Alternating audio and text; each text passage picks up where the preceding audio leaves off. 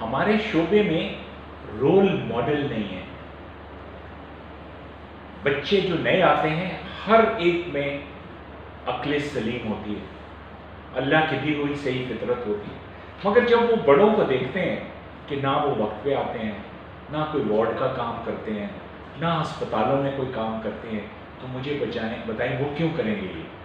اور بدقسمتی سے میرے شعبے میں سیاست کا کوئی عمل دخل نہیں ہے. سیاست اس میں ہونی ہی نہیں چاہیے. ہماری صحت تباہی کے دھانے پہ اس لیے جا رہی ہے کہ بجائے میرٹ کے یہاں سفارشی لوگ آ رہے ہیں.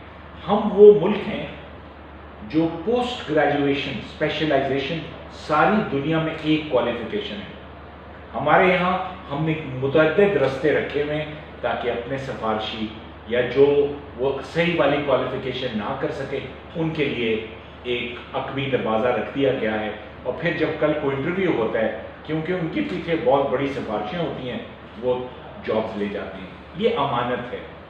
اگر آپ ایک قابل بندے کو, ایماندار بندے کو, خدا خوفی والے بندے کو ڈپارٹمنٹ کا ہیڈ یا ڈپارٹمنٹ کا کنسلٹنٹ نہیں لگاتے تو وہ ڈپارٹمنٹ کبھی ترقی نہیں کرے گا. تو میرا مشورہ یہی ہے کہ یہ بچے اکثر ان میں سے مس لیڈ ہو رہے ہیں اور پھر سیاست آ رہی ہے. اور آپ دیکھیں زیادہ تر وہ لوگ بھی ہیں کہ جو پاکستان کے میرٹ والے میڈیکل کالجز کے گریجویٹ نہیں ہیں. کوئی چین سے کر کے آیا ہوا ہے, کوئی رومانیہ سے, کوئی روس سے, کوئی کہاں سے, اور پھر آ کے یہاں وہ سیاست میں آ جاتے ہیں.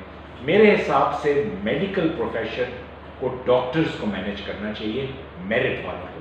یہ سی ایس پی اور یہ سیاستدان بالکل نہیں چلا سکتے. یہ ساری دنیا میں صحت ٹیکنیکل بندے چلاتے ہیں, اور ٹیکنیکل بندے وہ جو قابل میرٹ والے ہوں, وہ جوتے نہیں چاٹتے بڑوں پہ.